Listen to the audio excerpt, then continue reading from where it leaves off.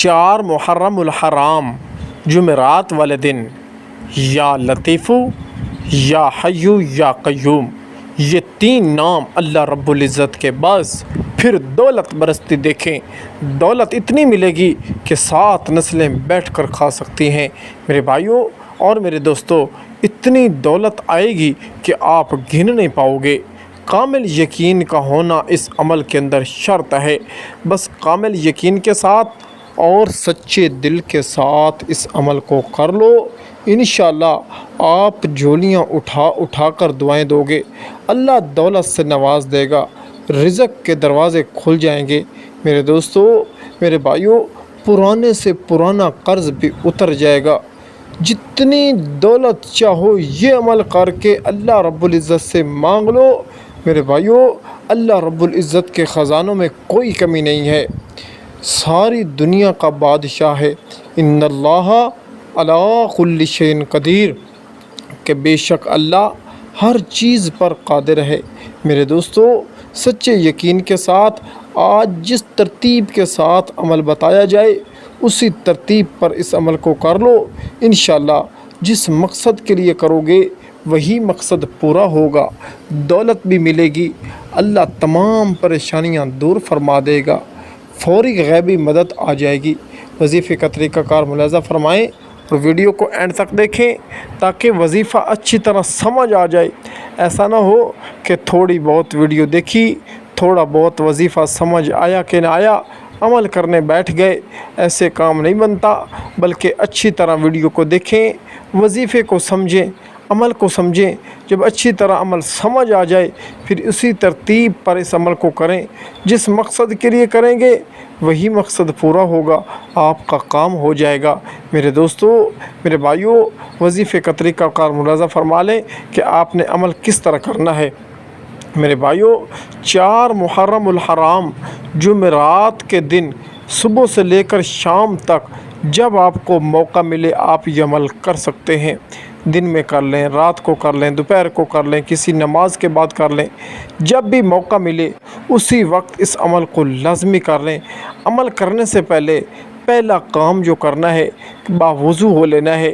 وضو کرنے کے بعد پاک صاف جگہ پر بیٹھ جانا ہے اور ایک تسبیح اپنے ہاتھ میں رکھنی ہے، اور سب سے پہلے نبی کریم صلی اللہ علیہ وآلہ وسلم کی ذات اقدس پر صرف اور صرف 3 مرتبہ درود پڑھ لینا ہے۔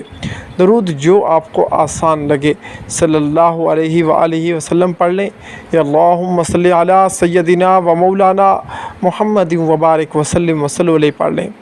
3 مرتبہ درود پڑھنے کے بعد پھر دولت کا مقصد اپنے تصور میں رکھیں، یا جس مقصد کے لیے عمل کرنا ہو وہی مقصد اپنے تصور میں، اپنے دل و دماغ میں رکھیں۔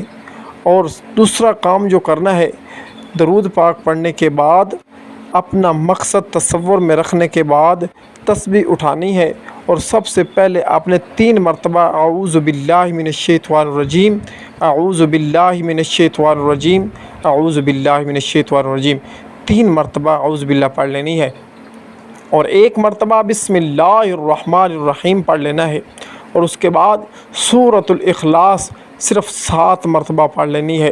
قل هو اللہ احد اللہ الصمد لم یلد ولم یولد ولم یکن لہ کفوا احد۔ 7 مرتبہ سورۃ الاخلاص پڑھنے کے بعد تسبیح اٹھانی ہے، اور ایک تسبیح مکمل پڑھنی ہے، یا لطیف یا لطیف یا لطیف۔ جب ایک تسبیح پوری ہو جائے اپنے سینے پر پہلی پھونک ماریں، جب اپنے سینے پر پھونک ماریں گے پھر تسبیح اٹھائیں اور دوسری تسبیح پر پڑھنا شروع کر دیں، یا حیو یا قیوم، یا حیو یا قیوم۔ ایک تسبیح اس کی پڑھ دینی ہے، یا حیو یا قیوم، اس طرح کر کے ایک تسبیح پڑھنی ہے، یا حیو یا حیو یا حیو اس طرح نہیں پڑھنی، یا قیوم یا قیوم اس طرح نہیں پڑھنی، ان دونوں ناموں کو ملا کر پڑھنا ہے، یا حیو یا قیوم، یا حیو یا قیوم، یا حیو یا قیوم۔ ایک تسبیح اس طرح اس کی پڑھ دینی ہے۔ جب ایک تسبیح پوری ہو جائے اس کے بعد دوسرا کام کرنا ہے کہ اپنے سینے پر پھر پھونک مار دینی ہے، اور اب پھونک مارنے کے فوراً بعد صرف 7 مرتبہ کہیں یا رزاقو یا رزاقو یا رزاقو یا رزاقو، 7 مرتبہ یا رزاقو پڑھنے کے بعد پھر آپ نے آخر میں نبی کریم صلی اللہ علیہ وآلہ وسلم کی ذات اقدس پر صرف اور صرف 3 مرتبہ پھر درود پڑھ دینا ہے۔